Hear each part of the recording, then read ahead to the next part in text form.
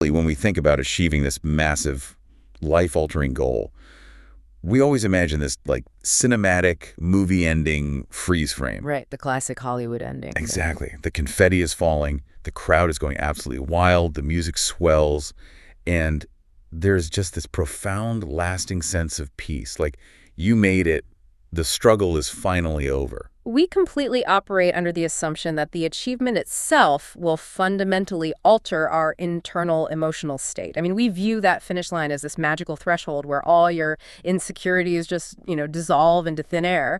But then you look at the stark reality of high performers or world champions, elite founders. Yeah. You read their memoirs or hear them speak candidly, and they describe something completely different. Or it's often the exact opposite. Yeah, they win the Olympic gold medal, they sign the billion-dollar acquisition, they go back to their quiet hotel room, and suddenly they just feel completely empty. It's not a parade. Yeah. It's a void. And it makes you wonder, why on earth do so many high performers and champions feel utterly hollow right after achieving their biggest lifelong wins? It's the ultimate paradox of ambition. The chase provides a structural distraction. The fact that you don't have it yet serves as a highly convenient excuse for any underlying unhappiness. Oh, like, I'll be happy when I get the promotion. Exactly. But once you achieve the goal, that excuse is suddenly stripped away. And that leaves you entirely alone with whatever neurosis was actually driving you in the first place. And that is exactly the psychological terrain we are exploring today. So welcome to today's deep dive. We are functioning as your shortcut to understanding the really complex mechanisms of change, ambition, and power. And to do this, we're pulling from a genuinely fascinating source today. It's episode 512 of Raj Shamani's Figuring Out show. Yeah, it's this extensive sit-down with Chris Williamson. Right, who is the host of the highly successful Modern Wisdom show and also the co-founder of the brand Newtonic. His entire career is essentially built around synthesizing conversations with the most elite performers and thinkers on the planet. And our mission for you today, listening to this, is to decode the hidden psychology of those high performers. We're going to look at why obsession is both this incredible superpower and honestly a crippling curse. We want to understand exactly what success gives you, and definitely more importantly, what it quietly takes away. Right. It's a vital conversation because our culture constantly pushes us toward these finish lines, but they never hand us a manual for what actually happens when we cross them. Okay, let's unpack this engine of obsession, because the first thing that really jumps out is the absolute myth that success cures insecurity. It's a huge misconception. It really is. Williamson points out that fame and massive achievement often create profound anxiety instead of peace. I mean, if you're a millionaire and you still feel insecure, that is terrifying. Because it means the money wasn't the cure you felt it was. Exactly. What's fascinating here is the underlying mechanics of that anxiety. Success is essentially an amplifier. It just magnifies whatever baseline traits you already possess. So it doesn't change who you are. Not at all. If you were an intensely anxious striver, you simply graduate into being an intensely anxious winner. But now, you carry the added heavy burden of maintaining that new status. Which has to be exhausting. It is. Coupled with the rising paranoia that the people around you are maybe only there to extract value from your success. I always think of the high achievers trap like drinking salt water when you are dying of thirst. Oh, that's a good way to put it. Right. You feel this intense internal insecurity, this massive thirst for validation, so you take a huge gulp of success. It feels amazing on your tongue for about 3 seconds. But then the salt hits your system. Yep. And it actually dehydrates you further. The more success you achieve to quench that insecurity, the thirstier for validation you actually become. I'd take that analogy a step further, actually. It's arguably worse than salt water. Wait, how could it be worse? Well, salt water just eventually shuts your organs down. This specific psychological trap, which is driven by the brain's dopamine recalibration, actively tricks you into thinking the next sip will be fresh water. Oh, wow. Yeah, it's the grass is greener phenomenon on a neurological level. High achievers are quite literally wired to pursue the gap between where they are and what they see just over the horizon. So they can never just sit still and enjoy the lawn they're on. Precisely. The split second they step onto that green grass, their brain's reward center recalibrates. It neutralizes the achievement and basically forces them to look at the next lawn. Which explains a really surprising moment we came across in the interview. Chris Williamson flat out declares, "I don't want to be a billionaire." Which is a shocking thing to hear in that space. Right. When you hear someone in that high-performance, hyper-entrepreneurial world say that, it completely stops you in your tracks. It demands attention because the billionaire status has basically become the default modern idol. Yeah. But opting out of that chase is a sign of immense self-awareness. He sees the saltwater trap. Exactly. He recognizes the lifestyle cost, the relentless pressure, and the highly specific, almost destructive type of obsessive neurosis that is required to accumulate $1 billion. He knows the salt water will never stop making him thirsty, so he is deliberately putting the glass down. That takes a lot of guts. But, part of figuring out what glass to pick up involves looking at the people who have already built what you want. Mm-hmm. There's this idea in the interview that copying others isn't inherently bad, which totally flies in the face of all that generic internet advice to just be yourself from day one. If we connect this to the bigger picture, all human development actually begins with imitation. I mean, we learn the mechanics of speech by copying our parents. Right. Babies just mimic sounds. Yes. And in business or creative fields, copying a mentor's habits or an idol's frameworks provides necessary psychological scaffolding. Scaffolding. I like that. You borrow their established structure until your own identity is robust enough to support itself. The critical danger, though, lies in letting that imitation utterly consume you. Where you forget to eventually swap their blueprint out for your own authentic foundation. Exactly. You end up becoming like a brilliant, highly paid cover band, but you never learn how to write your own original songs. Which brings a lot of people a lot of misery. So how do champions actually channel this restless engine into greatness without burning out or losing their identity? There's this phrase from the source that really caught my eye. Suffering strategically managed. It's a brilliant reframing, honestly, because it completely alters the performer's relationship with pain. Average performers expend huge amounts of energy just trying to avoid suffering altogether. And then hard workers just grind through it. Right. Hard workers simply endure suffering as a badge of honor. But elite performers manage it strategically. They view psychological and physical pain as a finite currency. Oh, so they don't just spend it on anything. Precisely. They allocate that currency toward only the highest leverage activities. Which brings us to the psychology of the absolute elites. Think about the mindset of someone like Michael Jordan. There's a massive debate about whether arrogance is an essential ingredient to becoming the GOAT, the greatest of all time. It's a very common assumption. But I really struggle with this assumption. Like, does a champion actually have to be arrogant, or does society just mislabel their extreme unapologetic boundary setting because it makes average people profoundly uncomfortable?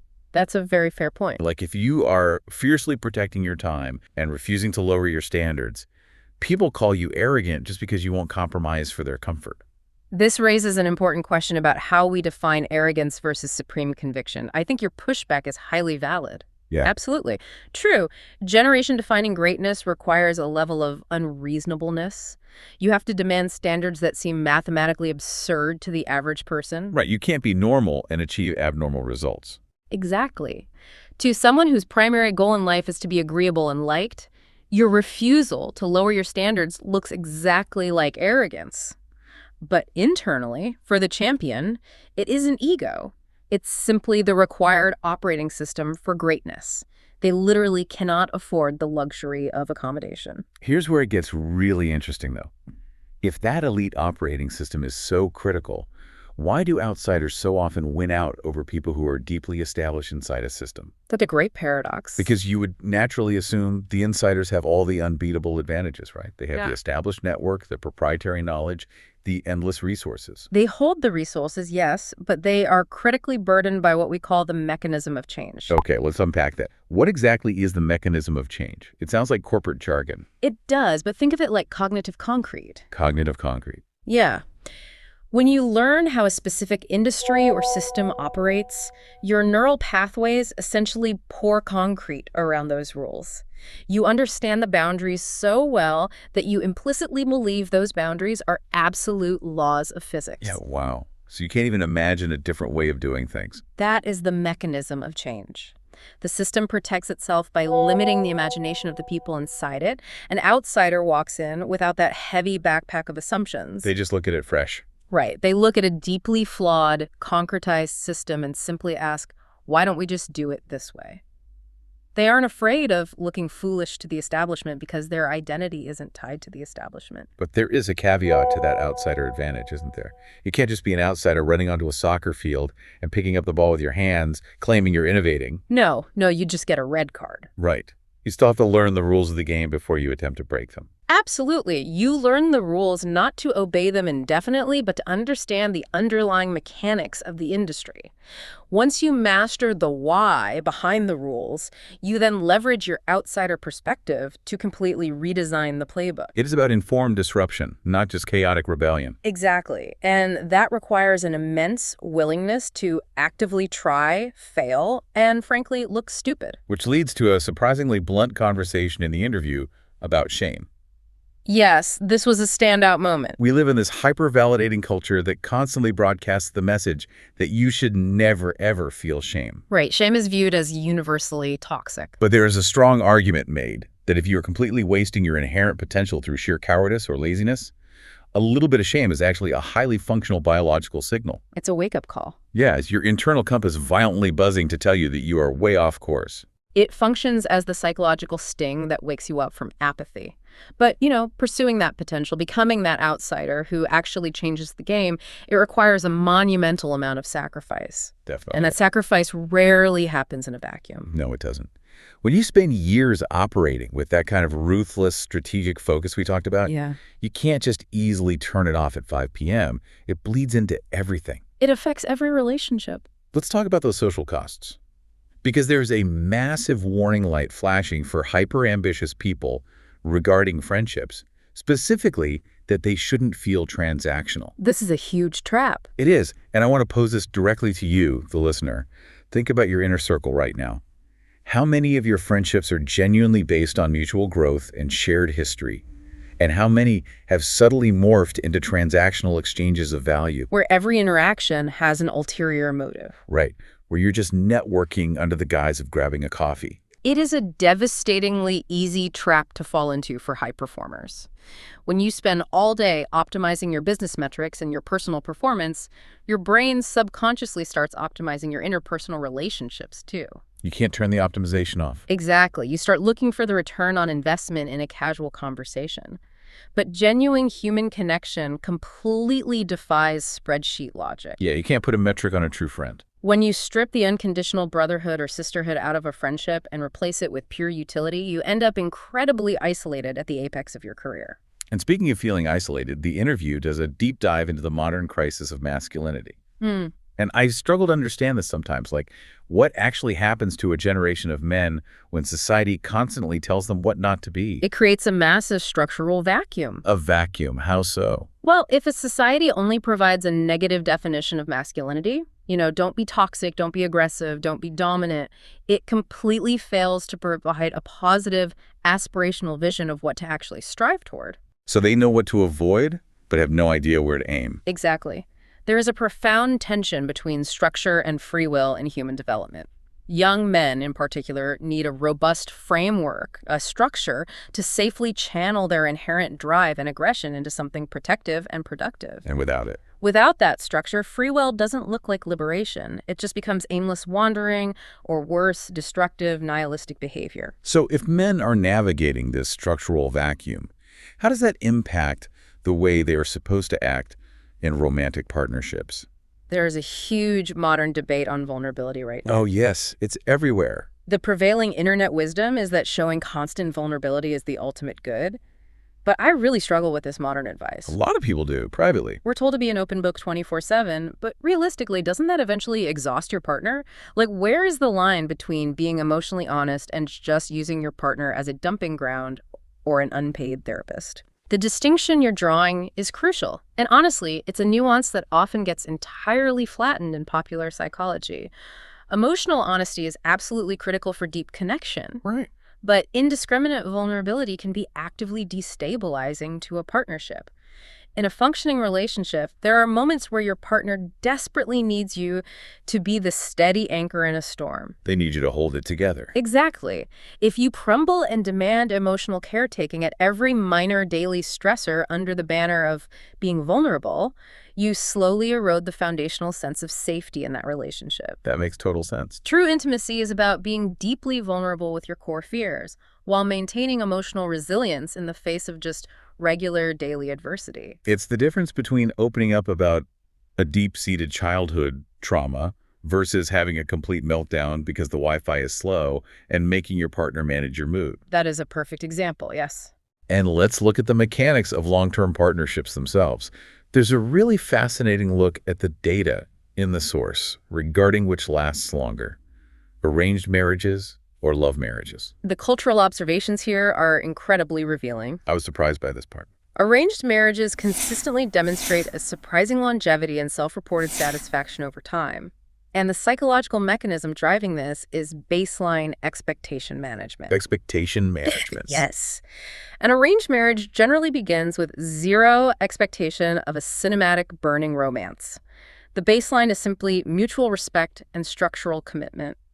Love is viewed as an architectural project. It's something you build collaboratively over decades. Whereas modern love marriages, especially the ones driven by the dopamine slot machine of modern dating apps, they start at the absolute euphoric peak of emotional infatuation. It's the highest high. Right. You're expecting a soulmate who fulfills your every single need. So when that intense chemical cocktail inevitably cools down into just comfortable long-term companionship, it can feel like a devastating failure or a loss of spark. Simply because the partners aren't prepared for the transition from romance to partnership. And when it comes to the initial selection of those partners, the underlying drivers are often fiercely denied in our culture. Very true. While physical looks obviously serve as the initial hook, power specifically in the form of high competence, emotional stability, and social standing is a massive, unspoken driver of long-term attraction. It's a huge factor. Let's explain why that is, though, because it sounds a bit calculating on the surface. Like, why does power drive attraction so strongly? It really comes down to evolutionary psychology. Power doesn't necessarily mean a flashy car or a massive bank account. Right. It's not just about money. No. Power signals a buffer against the chaos of the world. A partner who demonstrates high competence and sovereignty over their own life signals safety. They signal that if a crisis hits, they actually have the capacity to navigate it. And that feeling of safety is what's attractive. Exactly. That underlying feeling of safety is deeply biologically attractive. But even when you seek out that safety, relationships still fail. And there was one thing people desperately need to hear about those failed relationships that came up in the interview. It's a crucial reframe. A failed relationship does not mean the time was wasted. It is data. It is painfully acquired, highly expensive data about your own blind spots. It shows you what you actually need versus what your ego thought you wanted. Every heartbreak refines your understanding of your own psychological architecture. I love that. But, all these individual relationships, these personal blind spots, this quest for personal power, they don't exist in a vacuum. They're ultimately shaped by the broader societal structures we live inside of. Yes, they are heavily influenced by the macro environment. Which brings us to a major pivot point today, looking at power, class, and culture on a macro level. This is where we must zoom out. When discussing power today, particularly, say, what advice to give an 18-year-old, the definition shifts entirely away from dominance. Dominance over others, you mean? Right. Real power is now defined as absolute sovereignty over yourself. It is the hard-won ability to dictate your own attention, to govern your own emotional reactions, and to control your own time. So it's internal, not external. Exactly. The advice to the next generation really revolves around ignoring the performative, exhausting games of social status and instead building quiet, undeniable competence. And it is so interesting to view that pursuit of personal sovereignty through a specific cultural lens. The source material spends time exploring the British context, specifically the deeply ingrained national obsession with class. It's a very prominent theme in the UK. It is. There's a reflection on whether someone growing up in that environment ever actually feels privileged, regardless of their success. The interview highlights this invisible caste system where your regional accent or your childhood postcode implicitly dictates your perceived societal ceiling. And that happens before you even open your mouth to speak. Right. And tying directly into that class structure is a broader discussion about national memory, specifically the concept of historical amnesia. This is a complex topic they touch on. It is. The conversation explores how the realities of colonization are largely omitted from the foundational education of British children. Yes, the historical gaps in the curriculum. And it probes the psychological question of whether this highly selective, sanitized history cultivates a lingering subconscious sense of superiority within the culture, precisely because the darker, exploitative realities of how that empire was constructed are basically hidden from view. It's an issue of unresolved historical narrative. I think we need an analogy to really grasp the weight of that. Think of it like a family that absolutely refuses to talk about how the grandfather actually made his massive fortune. Everyone just enjoys the money. Right. Everyone in the family enjoys the wealth. They live in the big house.